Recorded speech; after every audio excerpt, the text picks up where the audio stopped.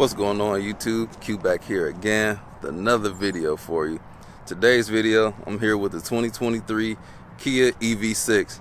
So this is Kia's dedicated EV platform, and it's kind of like a CUV.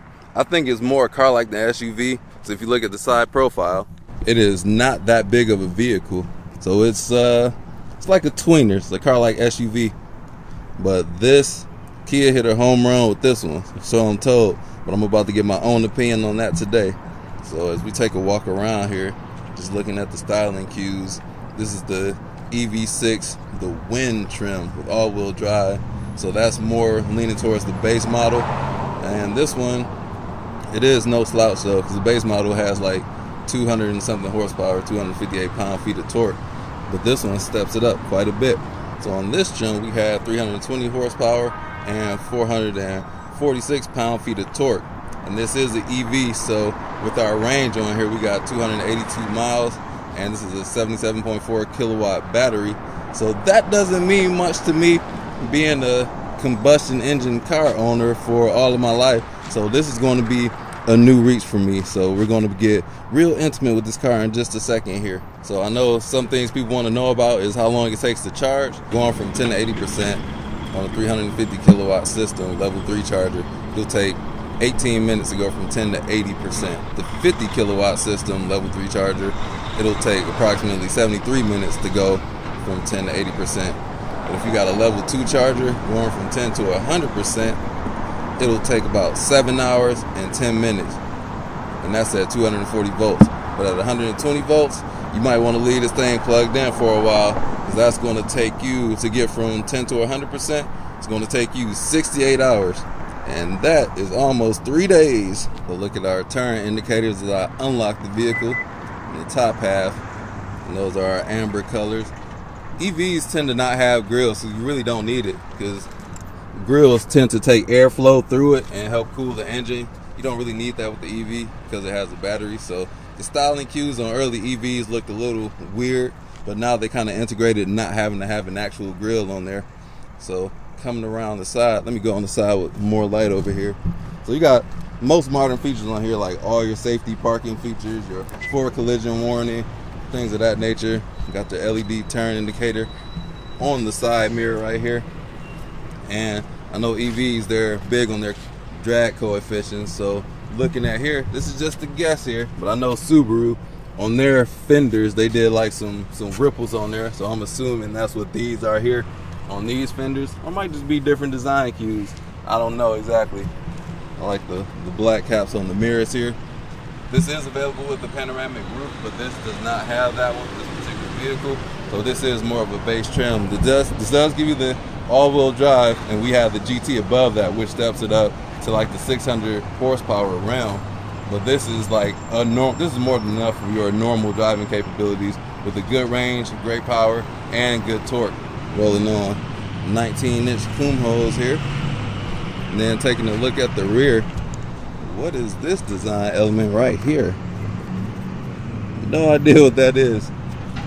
So we got the tail lights kind of integrated with the spoiler, going around to like the side reflector here.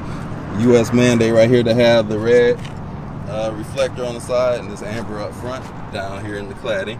Integrated tail light here. Kia EV6. No exhaust because it is an EV. Stay with me there. Then we got this, I don't know what kind of bezel that is. Nice design key right there. But for me, I like to start my way in the back, work my way up to the front. So let's begin back here. Rear view camera hanging out down here. How do I pop this trunk? Right up under there. Let you know to get out the way. So we got a really nice cargo area back here. The roof line is kind of cut off because this is like a coupe-like silhouette. We'll see about the headroom in a minute. We got the 60/40 folding seats right here.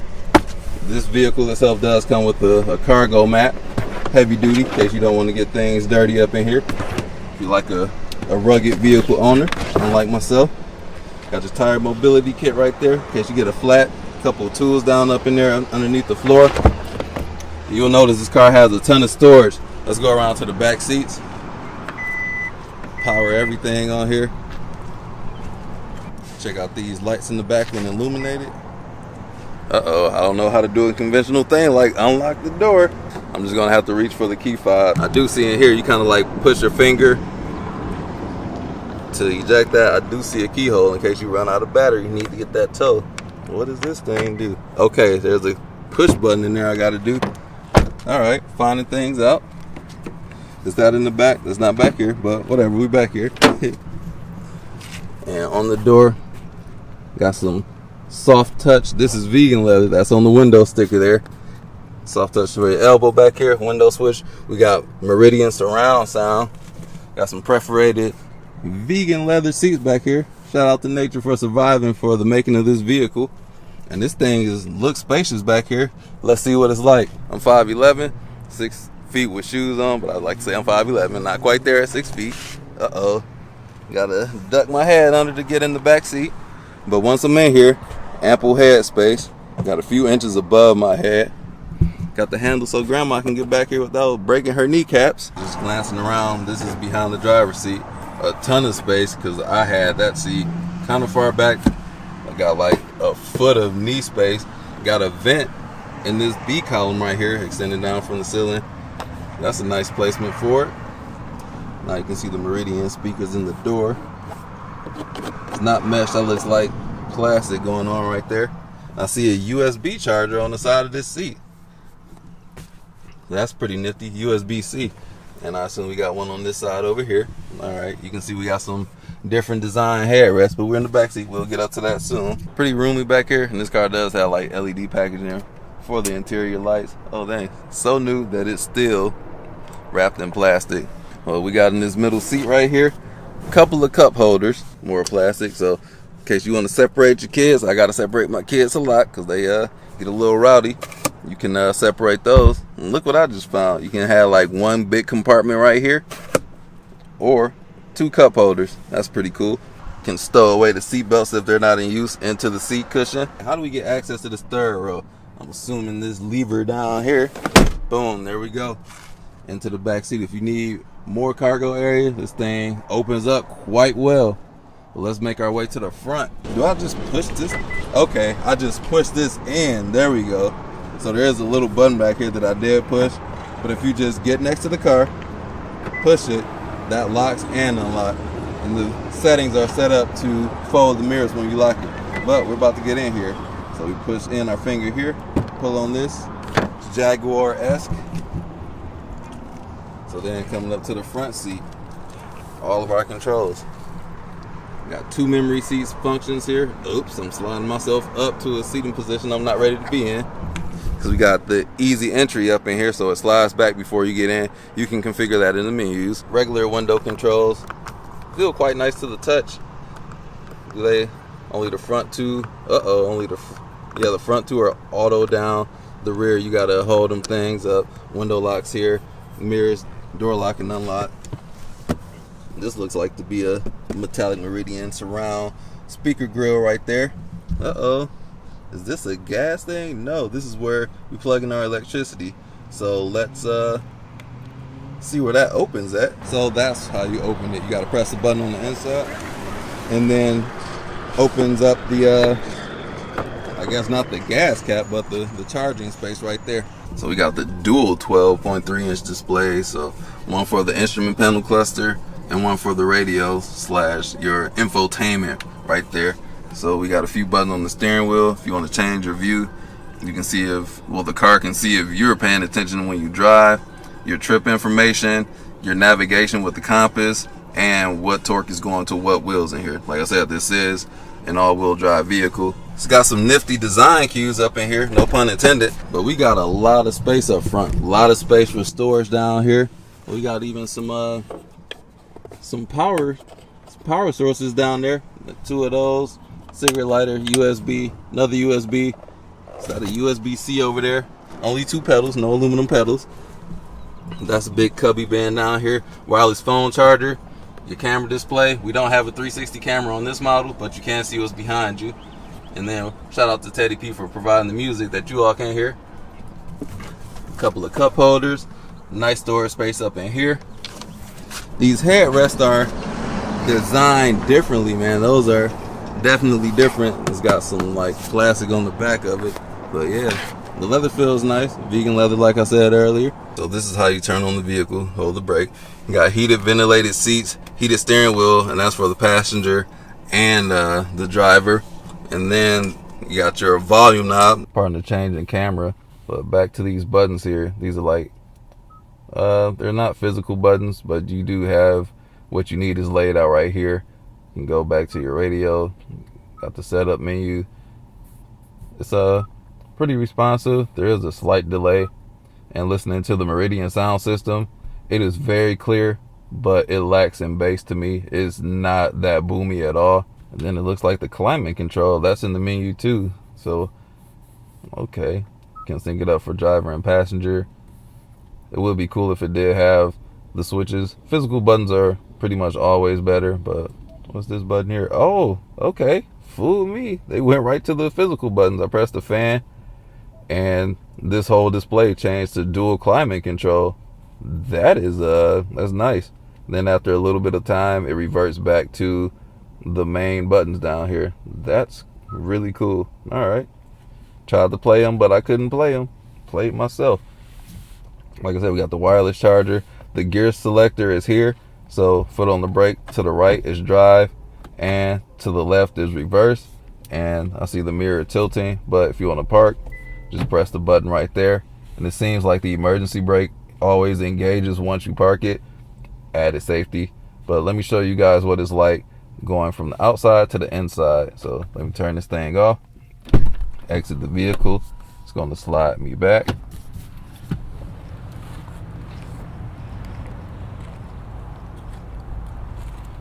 Close it, phone to lock it. Now I know that I press the button right here. And if I want to unlock it, we do the same thing right here. Index finger here. Pull on this lever. Hop up in here, or just sit in slowly. So far away from the brake, so this thing has ample space. Sit in here, slides you to your position. Foot on the brake. Press the power button. Got these chimes in the animation right there. We ready to roll. So let's put on our seatbelt. The steering wheel is not power, so that's auto. Okay, see the drive mode button. Never noticed that before.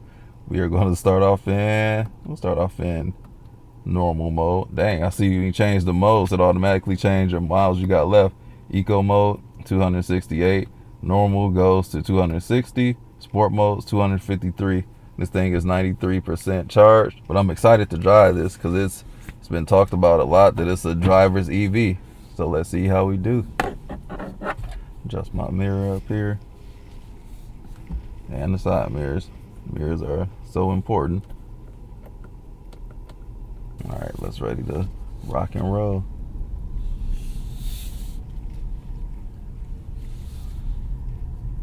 So are we in sport mode? Yeah, let's work our way up to sport mode.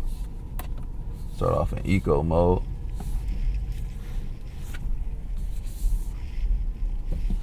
And this is a terrible road, which is good for a review because this road is so bumpy and choppy.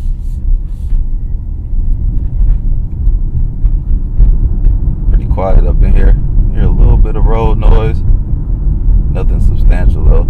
Soaking up these bumps well. We got some 19-inch wheels up on here. We got some meat on those sidewalls too, so that really helps a lot. And EV tires are mainly gauged for higher MPGs, so they tend to be louder because they're a lower rolling resistance, and that leads to a louder tire. Oh, so EVs, one pedal driving, so I just lifted off the gas pedal and the car began to brake. So that's it takes some getting used to. It kind of sucks driving a traditional internal combustion engine going to an EV, because you can drive this with one foot, but going back to your ICE car, it ain't gonna be the same. So let's step it up to normal mode.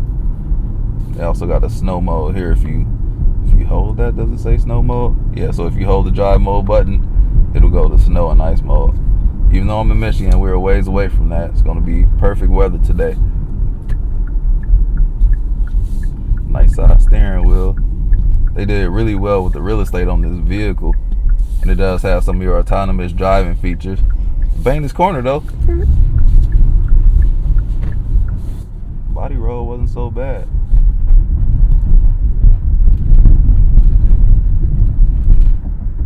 Damping on here is pretty good because this street is jacked up. I like taking this route. So it's letting me know I'm out of my lane. So I'm trying to ride over these imperfections just to see how it is. Pretty comfortable. Very comfortable, actually. Oh, dang, this thing's a jet. Hold on, now. I forgot these EVs propel like that. That should have been the first thing I did. This thing has big torque. What did I say, like 400 and some pound-feet of torque, 450 something?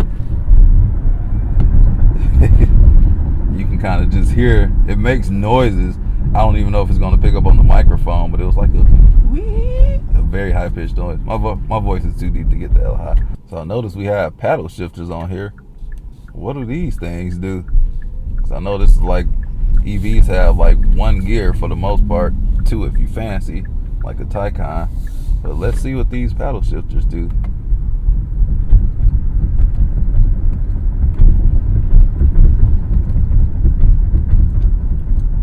Okay, I kind of see what it's doing. I guess it's imitating a automatic transmission because I felt slight gear changes, if you will.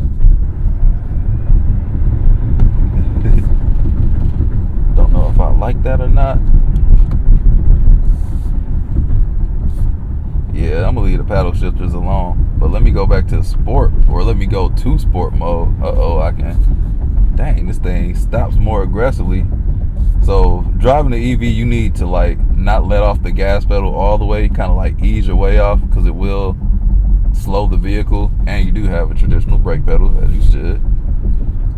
It just takes some getting used to. Damn. This thing started whistling, you know, you about to rock it like you in the Jetsons vehicle or something. So I did work on some EV components when I was at one of my previous jobs.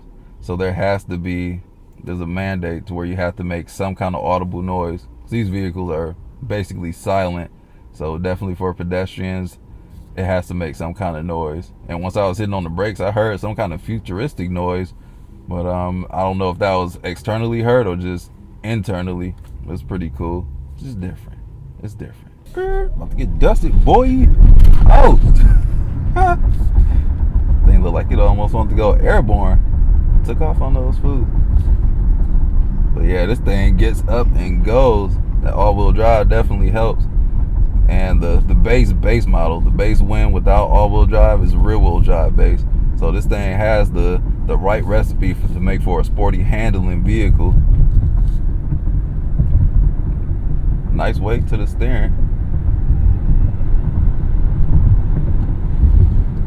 Gotta get used to that one pedal acceleration. Oh my God, this thing cruising. Hold on. I wonder if the brake lights come on when I let my foot off. I have no idea.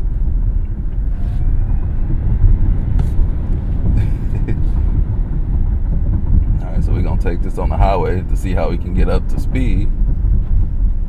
And no foot on the gas, and we're slowing down. Then we got some information up here on the cluster, like it tells you your speed limit. That's a nifty feature, because when you can't read the signs, it has lasers and radars that can detect the signage, and it can read the speed limit sign. So if you got Google Maps or Apple, whatever, Waze, or whatever's going on, it has a speed limit in the system.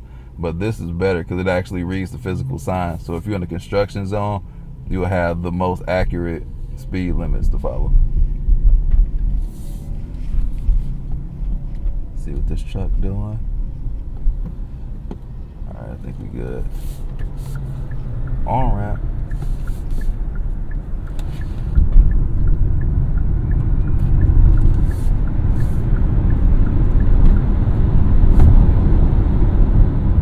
We get up to speed very fast. Very, very fast. Muy rápido.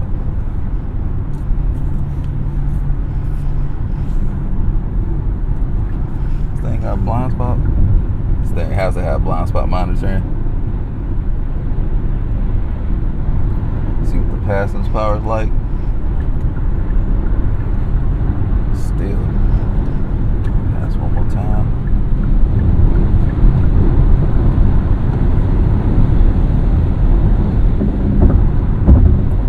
Noticing some wind wind noise right now, probably because I'm making the wind pass by extra fast, but sound deadening, will be appreciative if it feels a little bit more. I'm wearing these binaural earphones, so I get to hear like everything.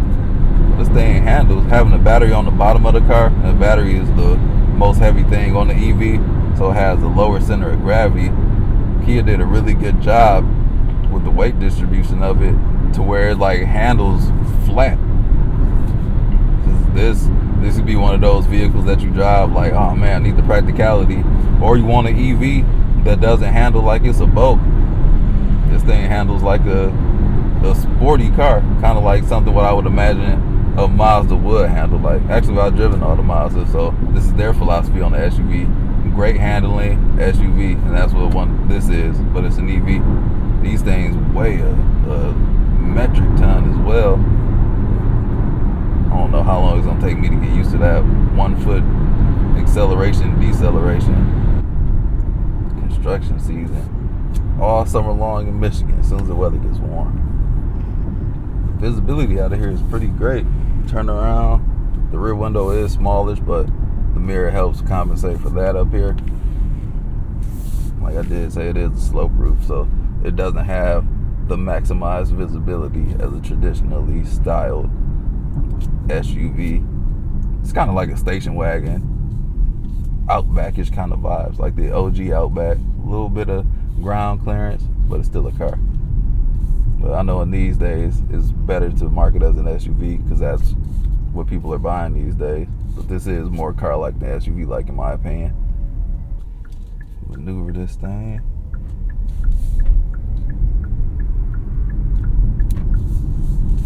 So last time I took the Stinger, that thing was squealing.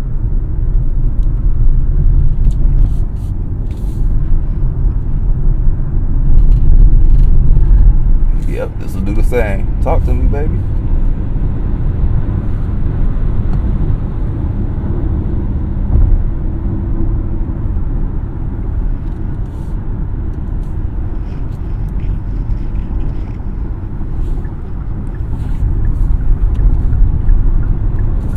That's my competitor.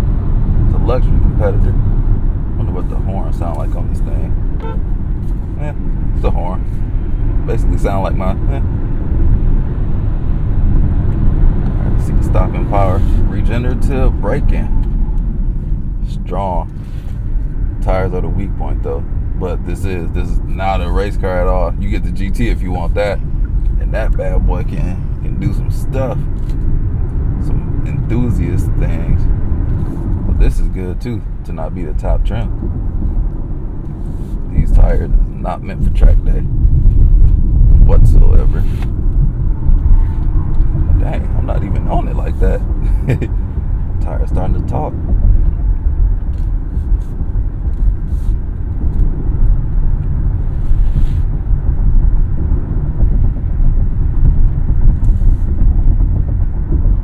Who is this EV6 for? So if you're the type of person that wants an EV, every modern feature, it has good range, great looks, practicality, and it's on the enthusiast side, and it's comfortable. This is a great package for an EV. It goes, it handles really well. So this is the type of vehicle that I would have my wife buy so I can enjoy it too on the side, because I have fun in it and it's very efficient. Because I'm not against EVs at all. Like, I think they have their place in the market. I don't think every vehicle should be an EV, but they do belong out here. Not just every single car, mandated especially. So this is a great alternative to the internal combustions. And Kia, they already have their vehicles like what would this be, like an internal combustion version of like a Sorento, or not quite a Telluride, it's a little bit smaller. But this is a compelling choice, especially in the sea of, like, you got Teslas out there that kind of made their name. This would be, they're going to take away some sales from Tesla with this, and they did a really good job, especially with the styling, because that's one of my knocks against the Teslas. Hit this turn real quick.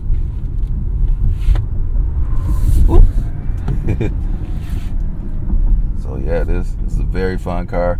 It's got all-wheel drive, so you can have it in the snow as well. definitely practical. It's like SUV size. Got ground clearance. It's got everything you need. This is like the good all-around vehicle. It's an EV though, but it handles, and that is the shocking part. I thought this thing would be handling like a whale or something, but it's quite well. Shout out to the guy on the forklift or the high-low. So I'm shocked by this. Does really well in sport mode. Handling, feeling is there, because I wouldn't expect an EV to have much steering feel at all, but this has it. And in eco mode, when you don't need the power, it's efficient. Normal mode, I didn't spend too much time in normal mode, but it kicks it up a little bit. You can instantly feel it kick in. And it has the steering is kind of light here. But I hope you enjoyed this review from my point of view of the Kia EV6. And shout out to Loc Kia for letting me get the opportunity to take this car out on the road. So special shout out to Mike and the whole staff at the dealership. This vehicle is for sale, so if you're interested, I think they got some tax credit rebates on here. Get you a nice little discount on one of these as well. But talk to the staff here at Loc and Kia. Thank them for letting me get this vehicle once again. And don't forget to like, comment, subscribe, hit the notification bell, and browse around on this channel for more reviews like this. So I'm Q checking out, and I'll catch you all in the next one. Peace out.